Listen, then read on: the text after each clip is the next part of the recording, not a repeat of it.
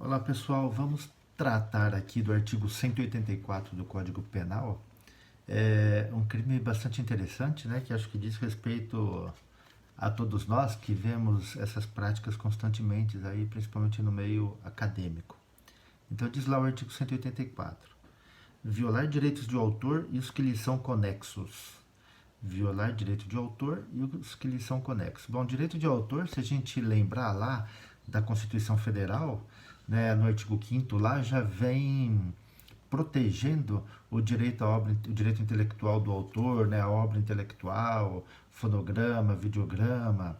Então, com isso a gente já percebe, né, que há o interesse do legislador no tocante a esse tipo de crime. Ou seja, aquela questão do bem jurídico penal protegido, a gente tem porque expressamente a Constituição Federal já se manifesta nesse sentido, né?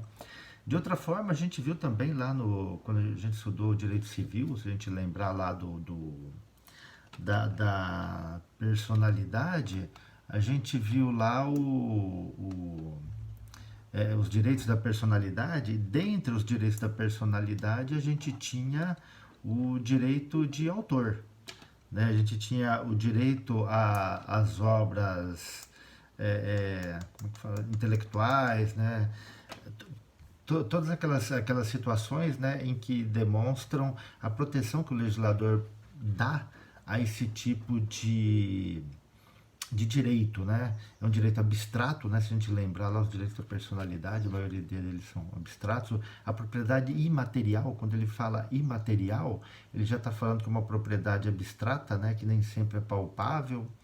E o engraçado é que quando a gente fala, né, no direito autoral, à propriedade material, isso permanece para a vida toda. Embora a gente tenha lá no direito material, direito civil, direito que trata dos direitos autorais, né, uma carência, né, depois de um determinado tempo, né, embora a gente tenha lá as obras, né, que estão no domínio público, isso não significa que perca o direito de autor. O direito de autor permanece, né? Porque se a gente lembrar lá dos direitos da personalidade, eles são indivisíveis, são inalienáveis, né? São indisponíveis. Então isso não é que são imprescritíveis, né? Então o direito da personalidade ele continua. O que às vezes não se tem é o direito econômico à propriedade material. Mas o direito à propriedade material ele permanece sempre, tá? Então, esse bem jurídico tutelado, né, que é o direito à personalidade, o direito de autor, ele está presente na Constituição Federal, no direito civil, e o direito penal não poderia ter sido alheio a essa situação, né? A gente tem o dolo presente, né? O elemento subjetivo do tipo é sempre o dolo. E vamos ver aqui o tipo como é interessante, né? Então, violar direito de autor, o que eles são conexos. Quais são conexos, né? São aqueles direitos de pessoas ou órgãos que estão juntos com o autor. Então, é o produtor da obra teatral, o produtor do disco, da música, é a gravadora, são todas aquelas pessoas que formam o conjunto para que aquela obra ela se materialize, né, para o consumidor, para as pessoas, né? É a editora no livro que ela tem o direito conexo. Então, quando a gente fala em direito autoral, não é só o do autor, né? São dessas outras pessoas que fazem parte, né? Do intérprete na música, né? Porque às vezes a gente tem o autor da letra, o autor da melodia e a gente tem o intérprete. Todos eles têm direitos autorais. Né? Aí você fala, não, o autor é só quem fez, tá, mas o intérprete, ele também tem o seu direito. Ele não é considerado direito de autor, mas é considerado um direito conexo, né? Que está intimamente ligado a ele. O parágrafo primeiro. Os parágrafos são mais interessantes que o caput, ele é bem generalista, né? Aí vem o parágrafo primeiro. Se a violação consistir em reprodução total ou parcial, a gente está falando em violação, né? Com intuito de lucro direto ou indireto. Ó, aqui está um especial fim de agir. Tem que ter essa especificidade, né? Tem que ter esse dolo específico, né? Com intuito de lucro direto ou indireto, por qualquer meio ou processo da obra intelectual, né? A obra intelectual pode ser uma peça teatral, pode ser um livro, um artigo científico, seja lá o que for, né? Interpretação, pode ser uma obra teatral, pode ser uma música, né? Execução, pode ser qualquer uma delas, né? Fonograma, né? Aquilo que é por meio de sons. Sem autorização expressa, vejam que a autorização tem que ser expressa, não pode ser tácita, não pode ser verbal, tem que ser autorização expressa do autor, vejam bem, do autor, do artista-intérprete ou executante, do produtor, conforme o caso, ou de quem os represente. Por que o legislador falou isso do autor, do intérprete e tal? Porque e quando ele fala aqui no final, aqui, ó, conforme o caso, porque a gente tem que ver como é que foi o contrato, como foi o contrato entre eles, né? Como foi contratado. O autor lá escreveu a música, ele só passou por exclusividade para aquele intérprete. Se for exclusividade, né, então o autor não pode autorizar ninguém. Agora, se ele não deu exclusividade, ele pode autorizar o outro. Se ele autorizou, tudo bem. Se ele não pode autorizar e o outro cantou com autorização do autor, né, os dois vão responder pelo crime. Né? Então a gente depende aqui de analisar quando ele fala conforme o caso, ele abre para uma norma penal em branco, porque a gente tem que buscar informação em outro ramo. E o parágrafo 2º. Na mesma pena do parágrafo 1º incorre quem, com intuito de lucro direto ou indireto, veja bem aqui de novo, especial fim de agir, né? Intuito de lucro direto ou indireto. Distribui, vende, expõe à venda, aluga, introduz no país. Então veja bem que ele está, parece que, buscando aquele que está na atividade comercial. Né? Na atividade comercial, naquele conceito que nós vimos lá atrás na receptação, né?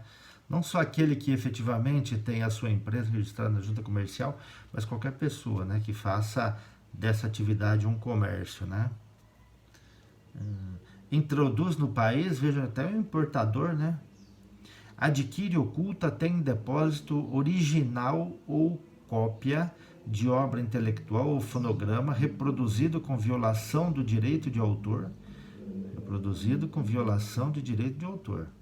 Então, a reprodução, quando a gente está falando em reprodução, em cópia, é aquele que foi em razão de violação do direito de autor. Do direito de artista, intérprete ou executante, ou do direito do produtor de fonograma. Ou ainda aluga original ou cópia de obra intelectual ou fonograma, sem a expressa autorização dos titulares dos direitos ou de quem os represente. Esse dispositivo ele veio na época para pegar as chamadas locadoras, né, que tinham lá alguns vídeos, né, ou DVDs, que eles acabavam reproduzindo e alugando, né, para não ter que comprar, para não ter que pagar o royalty, eles acabavam fazendo esse tipo de coisa. Então veio, na verdade, para meio direcionado para eles, mas pode ser para qualquer outra pessoa, né? Uma outra coisa aqui que gerou muita discussão aqui foi com relação ao termo fonograma, que alguns entendiam que o fonograma ele é só som, não é imagem.